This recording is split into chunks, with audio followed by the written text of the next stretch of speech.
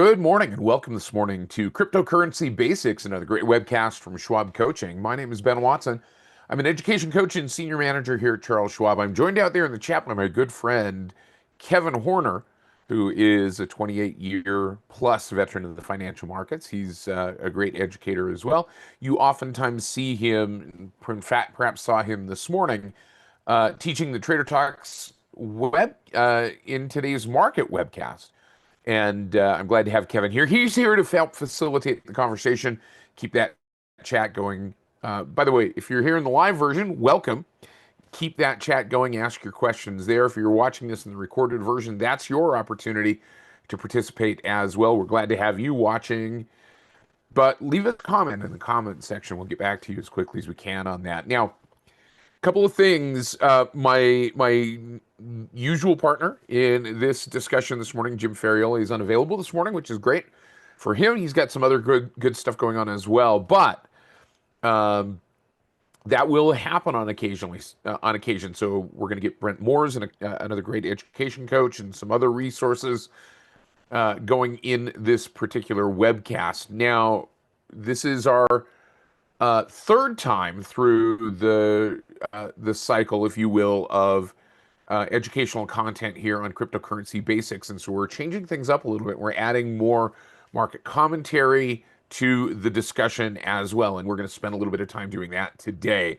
However, before we get into that, a couple of quick housekeeping items that we need to take care of. Remember that everything that we talk about is simply for illustrative and educational purposes only. It is not any kind of advice or solicitation about a particular type of account or strategy or security or anything else. Remember that Schwab doesn't recommend these technical analysis as a sole means of investment research. We are going to talk about technical analysis. It's theoretical, as is fundamental analysis, as is everything else. But as we get into this, you'll see how we might apply technical analysis to some of the stocks and to Bitcoin-related securities and cryptocurrency-related securities. When we talk about digital currencies such as Bitcoin, they are highly volatile. They're not backed by any central bank or government. That's a feature, not a bug. Digital currencies lack many of the regulations and consumer protections that legal tender currencies and regulated securities have. So the risks associated with cryptocurrency-related products are substantial. They're not suitable for all investors. Make sure that you have a good understanding of them. Investments in cryptocurrencies are relatively new. They are very speculative and may be subject to extreme price volatility, liquidity, and increased risk of loss, simply because those regulations, those ideas, the forces at work are relatively new, unregulated, and are still developing. So not all of the risks are known yet. So as we get into that discussion, that's something that we will talk about. We're going to be using the Thinkorswim desktop software platform today, specifically the Paper Money platform. It is for educational purposes only. It is a great learning environment. It's not a guarantee of future success.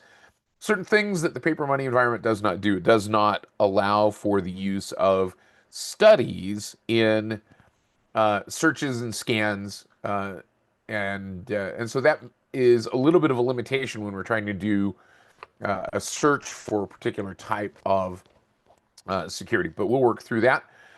It also differs in the way that it prices orders for filling. The Paper Money platform will fill orders at the midpoint.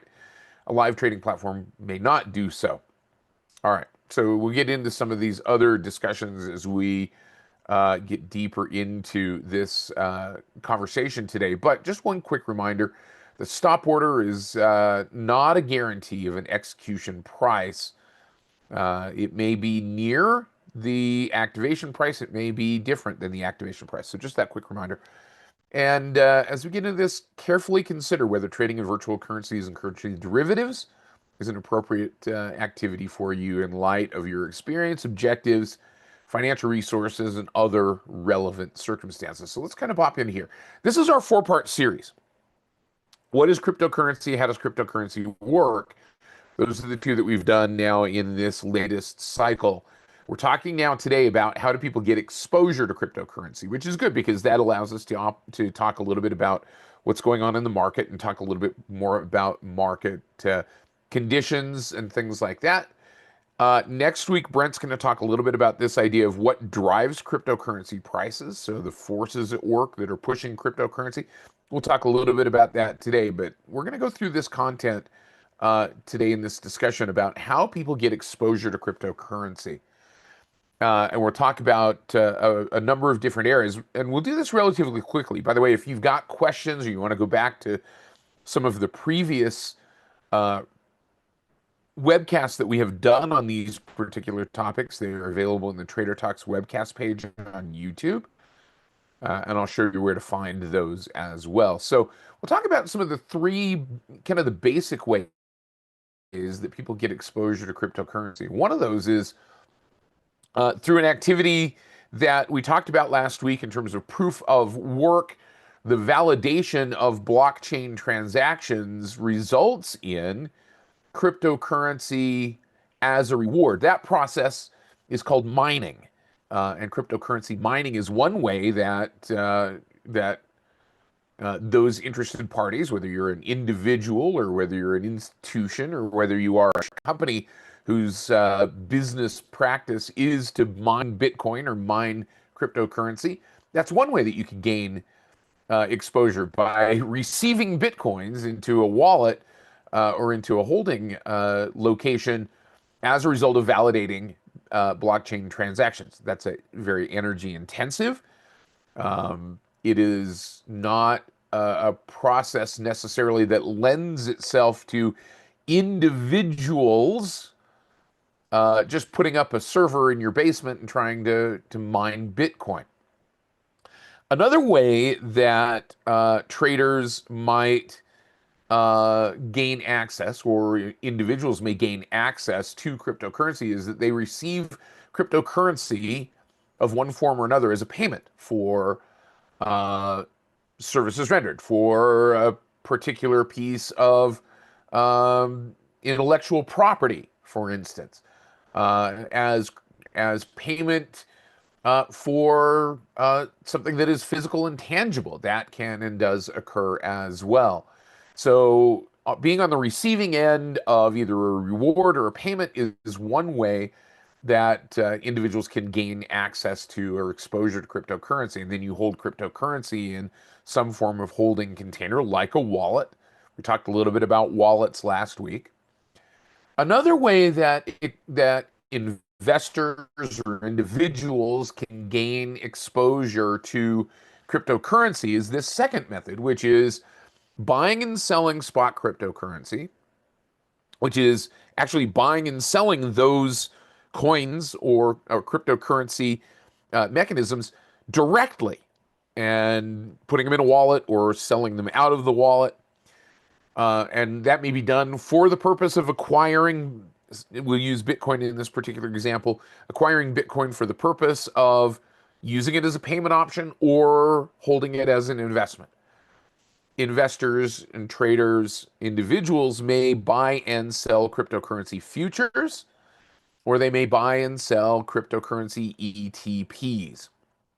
Now, another way, and perhaps the way that perhaps many traders and investors are familiar with and maybe a little more comfortable with gaining exposure to cryptocurrency is buying stock in companies that have cryptocurrency exposure, cryptocurrency investments. They have this part of their cash flow, their corporate treasury, or their entire business is, in fact, crypto mining. So we'll talk about those methods of gaining cryptocurrency as we get into this discussion. All right, cool. It looks like Jim was able to make it to the webcast today, so we'll give, as I continue to talk about this, we'll give Jim a moment or two to jump on in here, and then I will introduce Jim, and we'll talk about getting exposure to cryptocurrency. So as I discussed, we talked about the idea of being the miner of, for instance, in this example, Bitcoin, accepting it as payment or getting it as a reward. There are other methods. Companies may drop Bitcoin into your wallet or drop cryptocurrency into your wallet as a reward for sending them data or participating in a survey or doing something like that. And so those learn and earn or lending type facilities are one way to gain exposure to cryptocurrency in that first column that we talked about in terms of doing something in exchange for cryptocurrency as a reward or as a payment system. So let me take this opportunity to just kind of take a half step here, and I want to introduce you my co-host in this discussion and has been throughout this cycle, Jim Ferrioli, who's the director of cryptocurrency strategy and research at the Schwab Center for Financial Research. And it looks like maybe he's dropping back out again here. Oh, there he goes. Hi, Jim. How are you? Hey Ben, sorry about that. Having some tech issues this morning, but hey No everyone, worries. thanks. Good to see everyone again. So, Jim, we were just on the level where I talked about the fact that this is our third time through the cycle now. So, we were going to quickly go through these discussions of how investors gain exposure to cryptocurrency. And we talked about and are just starting to talk about the method of gaining exposure to cryptocurrency by receiving actual cryptocurrency as an exchange for something, either work or staking or as payment for goods and services or as a reward or a drop from being a part of a mailing list, as simple as that, or filling out a survey, for instance, sometimes will result in those types of things. So, anything you want to add here before we jump into the next function, which is actually trading cryptocurrency? No, why don't we just move on from here? All right. Since I don't really know what you've exactly covered, and I don't want to Fair be enough. duplicative. Yeah, no, fair enough. So this next area of gaining exposure to cryptocurrency, and primarily we're going to talk about two methods because the Thinkorswim platform will show charts for two spot cryptocurrency symbols at the moment. But that's one way that investors can directly gain exposure to cryptocurrency by either buying or selling the spot cryptocurrency, trading those cryptocurrency futures, or trading or investing in exchange traded products whose primary composition is the cryptocurrency, right, Jim? Correct. Yes. So when And we get so, into this, oh, go ahead, go ahead. oh yeah, and so there's obviously several ways you can do this, right? You can buy and sell the spot crypto, you can trade futures, and then you could do the ETFs or the stocks that sometimes are seen as proxies. I mean, and each one is a similar kind of theme. They have a lot of similar kind of correlations, but there are some differences to kind of be aware of when focusing on the different kind of ways to get exposure. Yeah, and this is one of those methods which is perhaps more direct, right? I mean, this is a direct, purposeful use of cryptocurrency as a means to make an investment, and probably not taking it from this perspective of saying, I'm going to buy spot cryptocurrency on the market and then I'm going to use it for a payment tool, but I'm going to buy spot cryptocurrency because I have an expectation that it's going to appreciate in value, much like you would buy shares of stock, or you would buy shares in an ETF or in a mutual fund or something like that, right, Jim? Correct. And that's like really the core investment case behind these things. And so, by way of background, I used to be in equities. I ran a mid-cap product at another firm. And so, the common question that you would come across is like, how do I get exposure to this technology, right? So, if we use AI as an example today, someone would say, how do I get exposure to AI, right? You can buy, and these are not recommendations, obviously, right? You can buy NVIDIA, they make the GPUs. You can buy the hyperscalers, they deploy the models, things like that. Cryptocurrencies, if you want exposure to the technologies, you buy their underlying tokens because that's how you actually interact with the technology. And so again, that's kind of the use case there where you're saying, I want to invest in this technology. I think this technology is going to grow over time. Right.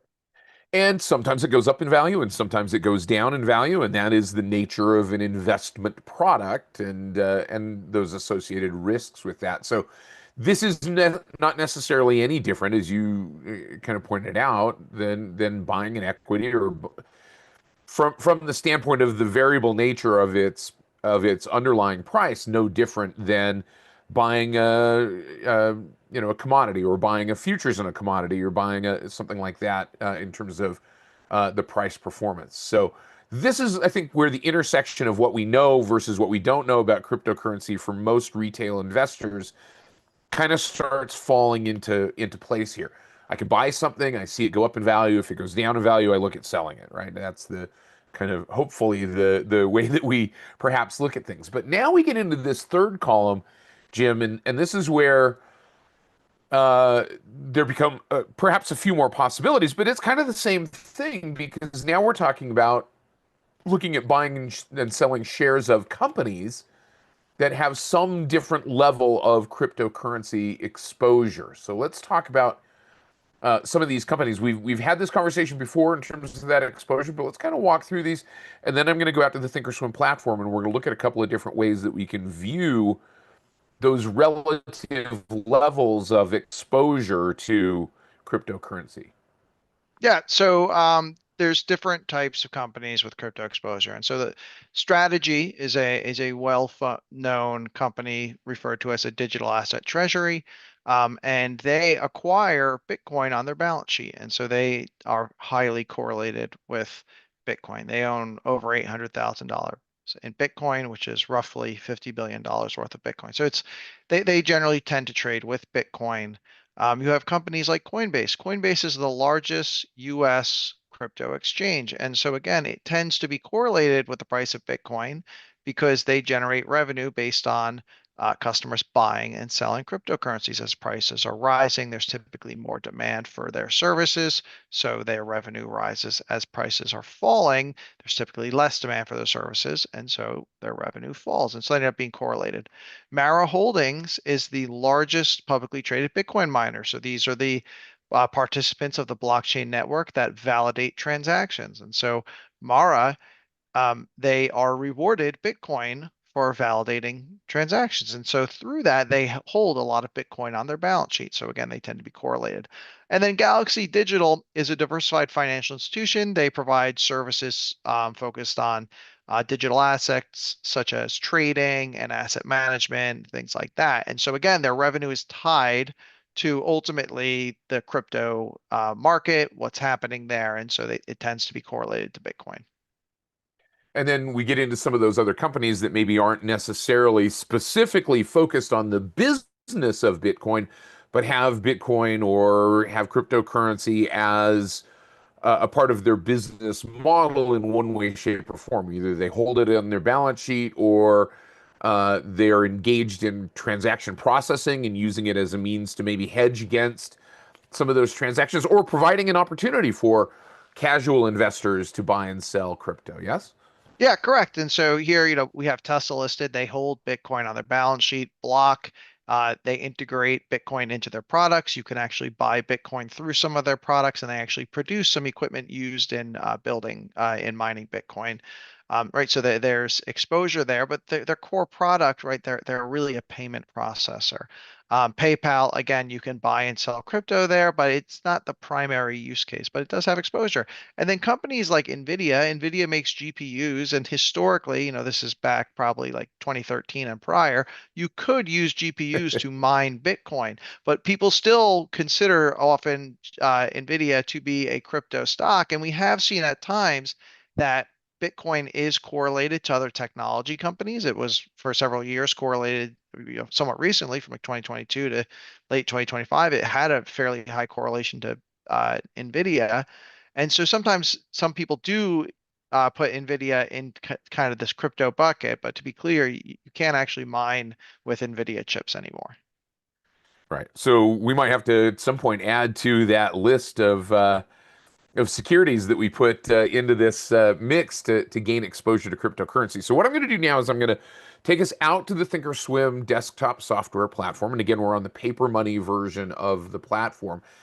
And what we're looking at now is a chart of the 1 year, 1 day. So each candlestick that we're displaying here, for those that are unfamiliar with this chart, each one of those candlesticks displays 1 day of trading, and this is the /BTC is the symbol, continuous contract for Bitcoin futures, and this is perhaps the most frequently used display of information for accounting for Bitcoin price prices. We use it in market commentary discussions. I know it gets used on various media outlets as a projection of what that Bitcoin price is. Now, we could compare this, and we look at this particular chart, compare it to spot Bitcoin, which is BTC slash USD, which we've talked about before. This is the spot Bitcoin price, and this is reflective of what Bitcoin is trading right now on the spot market. We can see the price of that Bitcoin right now, 64,470, well, $69.10. And you can see that it is a dynamically priced market. It is moving back and forth. There's going to be disparity between the futures contract and Bitcoin, but generally not a large disparity because of the arbitrage relationship that exists. A trader of futures could buy spot Bitcoin if the futures were higher than spot and sell the futures and vice versa and bring those. That's how that relationship works, to bring those prices into line with one another. But Jim, while we're here on spot Bitcoin, we use spot Bitcoin or we use spot or futures Bitcoin here. I wanted to ask a couple of quick questions when we get into this market commentary discussion. One of the things that's in the news, and I think this is something timely that we can talk about, and we'll talk a little bit about it next week as well, is the fact that the United States Congress just went on their summer break without any real resolution to some key legislation that will impact cryptocurrency, correct? Yes, so the Clarity Act, which is the market structure bill that's been sitting in Congress for the Senate rather for over a year, it has been put on hold. It passed the House on a bipartisan basis. 70 Democrats joined Republicans to pass the bill, and it's sat in the Senate ever since. Now, ahead of leaving for recess, the Senate did file a date to essentially put it up for cloture. I believe the term is. No, I'm Right. not the policy guy. Um, but that does not mean it's necessarily going to go forward with that vote. So our actual public policy guru, Mike Townsend, he's been skeptical that it would pass this year. And one of the issues that they're facing is when they come back from recess, they're really going to be focused on campaigning. They're going to be focused on midterms, and again, Right. it's going to take attention from everything else. From a price perspective and why that matters for investors. So first, people like clarity, pun intended, right? And so if you think that every few years, if there's a different administration or someone different political party running the SEC, and to be clear, I'm not intending to be partisan here, but the rules could change. And so again, it's hard to make decisions on a long-term basis if you think the rules are going to change every 2 to 4 years. So the Right. benefit of having legislation pass is it creates permanent, a level of permanence with kind of rules and um, regulations. Um, the positives, if you would say from a price perspective, we actually did some work on this. We looked at the daily odds of the Clarity Act passing and a consortium of other factors. And we found that on average, and this is now a couple of weeks ago, that rising or falling Clarity Act odds of passage could only really be attributed to 4% of Bitcoin's average daily price move. And so what that tells us is that the odds of the bill passing were never really priced into the price. And so we don't think that's necessarily a negative here, that it's going to weigh on prices. And it could even potentially, if it were to pass, spark some upside momentum. Not making a prediction here, but the crypto market tends to be very narrative driven. And so again, if there's something that can fuel that narrative, it could produce some kind of momentum.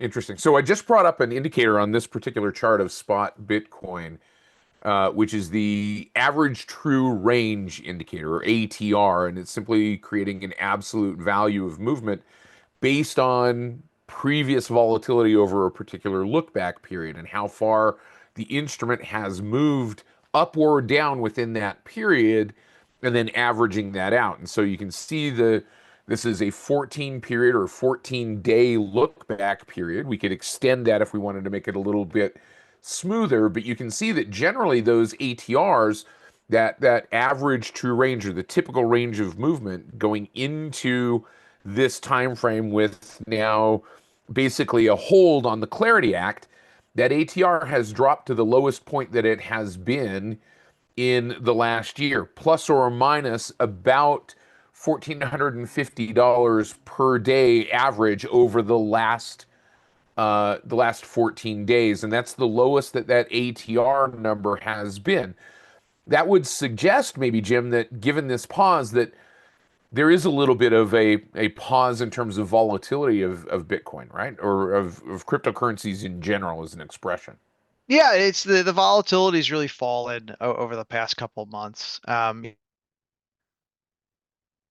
Part of that may stem that Bitcoin and the broader market is already down over 50%. So maybe there's Right. a degree of seller exhaustion and there's not really that many buyers stepping into the market. But its volatility has certainly dropped in recent weeks. So that deals with the spot side of Bitcoin, and that volatility fairly small, and we can see the trend of movement in this particular instrument and in others. If we were to look at spot Ethereum, ETH/USD, so this is Ethereum priced in US dollars. Starting to see a little bit of a bounce here, but again, that ATR number down here at the bottom, I'll just kind of squish that back up here. And that ATR has fallen fairly significantly, now below $65 of movement in the price of Ethereum over the last 14 days. So that ATR, again, indicating that that overall volatilities have perhaps dropped. There are other ways to express volatility. This is one that many traders are familiar with already in looking at individual stocks. And so we'll see that if we were to shift gears to some of those companies, for instance, and as a matter of fact, even if we were to put, for instance, on here /ETH, the Bitcoin or the Ethereum in this case, futures contracts, you can see that the average true range movement for those has collapsed as well, simply because of that arbitrage relationship. There's not a big driver of movement here. We're not seeing these big spikes in volatility. But Jim, let's pivot now to some of those individual stocks that may have more or less exposure and kind of see if that same thing is happening, or if there's maybe a little bit of a disparity of as inflows into those stocks or outflows move around. So the one that I'm thinking of specifically in this case is MSTR. And we'll talk a little bit about this next week as well in terms of um, the how do those prices work and what are the forces that move the prices. I'm kind of bleeding over into that a little bit here, but you can see the same kind of lack of volatility, if you want to call it that, in strategy that we're seeing in Bitcoin as a whole, right?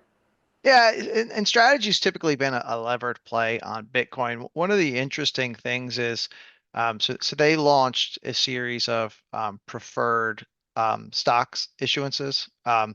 last year, and so what typically has just been really a proxy on Bitcoin's price in recent weeks has actually kind of shifted to, or recent months rather, an idiosyncratic story to strategy where there were some questions about whether they could continue to fund their um, the payments on these preferreds, and it tended to actually trade a bit differently than Bitcoin in recent weeks as they've been focusing on different strategies to kind of raise their cash reserves. And so it is interesting, and big picture, it still is primarily a levered play on Bitcoin, but I think that might explain some of the falling volatility as of late, which of course can also be attributed to Bitcoin, which has become less volatile recently in the past few Right. weeks. But again, it's kind of it has its own narrative going for it. Going back to my I talked about stocks briefly earlier. Absent a narrative or a fundamental catalyst or a key debate, a stock will more or less trade based on, what's going on in the macro market, right? And technicals Sure. and things like that. But if there's a key debate, that's what everyone's going to focus on, and it's probably going to trade more based on that. And so that's Sure. kind of what's happening in strategy here as well. And I'm just going to pick another out of here. I'm going to pick coin out of this mix to kind of see that same thing, because we see a little bit more variability in Coinbase than we do in, for instance, MicroStrategy, now Strategy. But you see that there's maybe a little bit greater variability in terms of that average true range, a bit more volatility if you want to think about it from that standpoint. And that's because their business model is as an exchange for Bitcoin, their revenue streams move because of that movement of Bitcoin, not necessarily because of the price of Bitcoin and Ethereum, but because of the movement into and out of those products. Yes? Exactly. And you're always going to have some more action, right? Every quarter they report their earnings. And so it's kind of a natural time to see some volatility around that because it's an update on the business. Whereas for a company like Strategy, obviously people are still paying attention to the earnings, but you know in real time kind of what their cash position is, what their Bitcoin position is. And so again, like Coinbase, you get this update that you've been looking for all quarter. And so again, it's different. And to Ben's Sure. point, the revenue will change based on activity that's actually happening in the markets. Absolutely. So the other thing I'm going to do is I'm going to now let's go to one of those other stocks that in our because we've built a watch list over the last little while.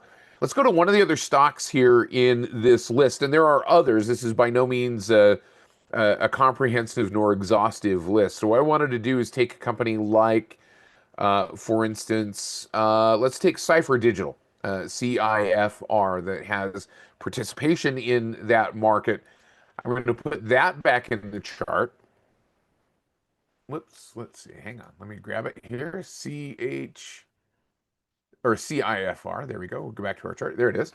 And so you can see that as opposed to what we've got in companies that are more directly tied to the ongoing price, spot price, or futures price of cryptocurrencies, Cipher, for instance, is moving almost in opposition. It's actually becoming a little bit more volatile than those names and then the spot cryptocurrency. Jim? Yeah, and so this is actually a really good one to bring up because for the Cypher's a publicly traded miner, and one of the biggest trends in miners the past couple of years has been shift their business towards AI computing. And so Cypher is one of the companies that's really been focused on that. They're still mining Bitcoin, but you can see that, compared to other miners that are still more heavily focused on Bitcoin, because it takes several years to kind of build out the necessary Right. equipment and CapEx to actually do that shift. So they are still mining but it's becoming less of a focus over time. And so they're trading less in line with Bitcoin because maybe investors are attributing more to them to being an AI inference play now. And so again, their volatility may be more linked to kind of investor perceptions on AI investing and things like that, though they do still have Bitcoin and crypto exposure and a fair amount of it. Sure. So I want to pivot back to something that you said in terms of looking at cryptocurrency versus the rest of the market and talk about kind of the base case for an investor of aside from just expecting that, the hype of a few years ago that Bitcoin was going to go through the roof, right? And and again, whenever I say Bitcoin, I'm using that as kind of a shorthand for cryptocurrency in general, and not that the two are the same, but that is probably on people's lips the most fluent. But if an investor was looking for exposing their portfolio to cryptocurrency, one of the reasons that they might expose their portfolio to cryptocurrency, and we'll use /BTC, the Bitcoin futures here, as a means to do this, they might also, Jim, be looking for something that moves in an uncorrelated way to the rest of the market, correct? Correct. So this is what we think is the primary use case for Bitcoin in a portfolio. So Bitcoin is a supply constrained monetary asset. Its performance, it's not really driven by the economy growing. Now it has, it can be impacted by things that happen in the economy, right? If there's maybe a recession or a growth scare and risk assets sell off, I would assume Bitcoin would most likely sell off. Historically, it has. But ultimately, what drives Bitcoin's low correlation over a multi-year period is that every 4 years, the amount of new Bitcoin that's produced by miners that are validating blocks, that reward gets cut in half. And so Bitcoin has a disinflationary supply growth. Currently, a miner gets about 3 Bitcoin every block that gets rewarded. In 2028, that will drop to about 1.5. Now, on the flip side, every year the outstanding stock of money, which we call M2, that grows on average about 6%. And so over a long-term period and several years, you generally have the same people that have been buying Bitcoin, right? In 2010, 2009, the first people that were trying to acquire Bitcoin, they're still acquiring it today. And every day you have some new investors. And that doesn't mean it can't be volatile, but it just means that over time there's this supply demand mismatch. Regardless of what's happening in the markets, the economy, every 4 years, that new supply is getting cut in half. And what we've seen is that halving is really, it appears that's what the low correlation stems from. And there are Yeah. periods when Bitcoin can be correlated to other assets. Again, the past couple of years, it was pretty heavily correlated to some tech stocks. It's been negatively correlated to the dollar in the past. But whenever that halving happens, its correlation to other assets drops.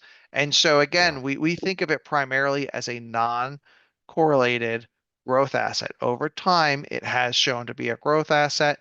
And so from a portfolio context, it could be similar to adding a position in commodities or managed futures, which tend to grow. But again, in kind of risk off scenarios, they may sell off, but they're not correlated to maybe the other growth verticals or income verticals of your portfolio. Interesting. So what I've put together here really quickly, we have still that chart of / BTC, the Bitcoin futures continuous contract. I've got this now displayed on a weekly chart scale over the course of the last 3 years. I've got two additional studies on here. One is the S&P 500, the SPX index. Two is a correlation study. And that correlation study moves from zero or below zero and -1 to 1. And a correlation of 1 is a direct 1-to-1 correlation. A correlation of -1 is an absolute inverse correlation. And so kind of seeing that nature here, you're right, Jim, that correlation oftentimes approaches a 1-to-1 relationship, but not very often goes beyond about that maybe 0.89 or 0.90 correlation to the S&P 500. There's a little bit of variation there, but oftentimes it is that kind of absolutely uncorrelated. It doesn't tend to go absolutely inverse to the S&P 500, but it does tend to be perhaps more often than not in a maybe less than half correlated to a no correlation state in terms of the relationship between Bitcoin and the SPX. Correct. And so that's again, it changes. And one of the things that we always want to be aware of is where are your correlations currently, right? Because there are times when they've been Right. very correlated, there's times when they haven't. And so that's kind of one of the unique things about Bitcoin specifically. It's at times it can be. And so when you're thinking about it, maybe from a trading perspective, a shorter term perspective, um, those correlations might be able to be something you could use as part of your kind of thesis for investing. But it's something you should be monitoring and seeing how they change over time. So what I want to do here really quickly is kind of go back through those stocks that we were talking about before. I'm going to change this correlation study to / BTC. So we're going to see what the correlation is and the line comparison looks like with BTC. I'm going to change this to / BTC as well. So this is our correlation study. And we're going to look at this on a 1 year daily basis. So there is Bitcoin relative to itself. And you can see that correlation we would assume would be a 1-to-1 correlation. But now I wanted to put some of those names in there and see if there's something that we can pull out of this that we can use perhaps as a sorting mechanism for what our investment intent might be. So I'm going to look at something like, let's take Mara, MARA, which is that Bitcoin miner. And you can see so this line right here, the pink line or magenta line there is Bitcoin. That's / BTC. The candlesticks are the price of displaying the price of Mara. And here's our correlation study showing the correlation between those two. on a 10 period look back, and you can see it right now. The price of Mara has been going down. The price of Bitcoin's been rising a little bit, maybe staying a little bit flat here, but that correlation has been dropping to a slightly negative correlation for a company whose primary business is mining Bitcoin. Correct. And it goes back to the idea that they're in the business of producing Bitcoins, right? But they have expenses, they have to do CapEx, and at times they have to sell their Bitcoin to fund this. And so they tend to directionally move over the longer term with Bitcoin, but in the short term, that they can certainly have their correlations fall. And one of the things that we really think about them fundamentally, they're really a levered play on Bitcoin. So think of it similar to gold and gold miners. Gold Mhm. miners produce gold and they hold it and they sell it. But as the price of gold rises, their profit margins really expand. And so Sure. you see the same thing in miners. And that's why historically, when Bitcoin has been going through its own unique halving cycle, towards the end of that cycle, when Bitcoin's really at extended prices, the miners' margins really explode and their prices usually discount that ahead of it, but they really take off. And so they Yeah, end up being kind of more levered proxies over the long term. absolutely. And Josh makes a good point. And Josh, one of our frequent viewers in this webcast, as well as others, says, are they still a miner? Don't they move towards doing other things when that cost to produce uh, is not is not beneficial relative to the cost of the current of the commodity that they're producing, right? Yeah, and so they're actually in the news of their latest earnings that they did announce that they were going to be exploring and shifting into some AI high performance computing. Again, but that takes time. Like you can't just take your existing Bitcoin mining rig and switch it off and use it for a different use case. You actually have to invest in the CapEx needed for that. So in the short term, I would expect them still to primarily be driven by Bitcoin mining. But to your point on producing, correct, as Yeah. the cost of producing or as the price of Bitcoin falls, the cost of producing lags that. Now it'll correct itself as miners leave the network, but so they'll temporarily shut down. And miners typically have a range of machines, so they'll typically shut down their older equipment first, that's less efficient, and keep their more recent, more efficient equipment running. And so again, throughout the cycle, as the prices rise, they can also then switch on kind of some of their older rigs too. So yeah, the miners are constantly adding computing power or removing computing power to the network based on the price of Bitcoin and what other miners are doing. Which certainly benefits the fact that they're continually updating their equipment is something that benefits those companies that produce semiconductors and server racks and provide power to Bitcoin mining stations and those types of things. And so all of those things are factors, and all of those are ways to gain exposure in that kind of pick and shovel metaphor that we talk about oftentimes with gold miners, for instance, as well. So I'm going to take one last correlation here. We're going to take a look at this. This is PYPL. This is PayPal, which is a company that has exposure to many different revenue streams, but one of their revenue streams is in the process of allowing casual investors to buy and sell cryptocurrencies and transact with cryptocurrencies. That is a part of their process. And so you can see that their correlation, in fact, right now is even a little bit higher, more highly correlated to Bitcoin than Mara, a Bitcoin miner. And so it's not always the relationships that you think might be the case that may provide exposure to cryptocurrency. Correct, Jim?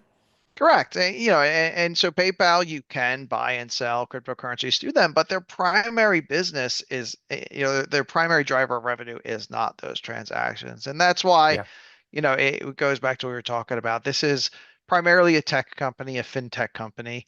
And so it has usually higher beta, a little bit or higher volatility than some other more defensive stocks. And you will see that over time, its correlation can um, rise and fall with cryptocurrencies. Now, the caveat there is for a company like PayPal, if there's been a lot of crypto activity in the most recent quarter, that could show its way in their financials, right? Maybe Sure. the revenue would come in higher than expected. And so that's a feature of a lot of these companies. Maybe the analysts that cover them aren't capturing because it's less of a space that they're familiar with. On the crypto side, or maybe they historically haven't followed it as closely, but they all follow it pretty closely now because it's gone pretty Right. mainstream. But again, so it can show itself in the financials, but typically the primary driver of PayPal's business activity is not crypto. Well, Jim, I want to thank you again because this is, I think, a really good discussion that we get to have, and I'm fortunate that I get to have this discussion with you on a regular basis about some of the ways that investors can gain exposure to cryptocurrency. We've talked about a number of different ways today. We talked about direct exposure and being rewarded, and then finding these stocks perhaps that have some relationship in one way, shape, or form, and different correlations. So it's, I think, an interesting conversation that we're going to continue. Next week, we're going to talk a little bit more about, and Brent Moores is going to be here in my place, talk a little bit more about what drives some of those prices on a deeper level. My thanks to you for joining us, Jim, and for everybody that is here. By the way, there's a feedback survey out there in the chat. If you can do me a favor and let us know how we can make these webcasts better for you. It's really a very quick survey. Kevin's reposted the link a couple of times, so I appreciate that. But if you want to find all of our webcasts, go to Trader Talks webcasts on YouTube. Make sure you click on subscribe, and you can just search for the word crypto right here under that search block. And then if you want to find more of the information that Jim provides, just simply go to the Learn tab here at schwab.com, and you've got a bunch of different resources that you can dig into in terms of commentary, and in terms of market insights and news. So some great locations that you can go for more information. Once again, my thanks to Jim Varioli for helping out with this. My thanks to all of you, and for Kevin Horner for helping out, and our great production staff. We'll see you guys again next week. Take care, everybody. Bye-bye.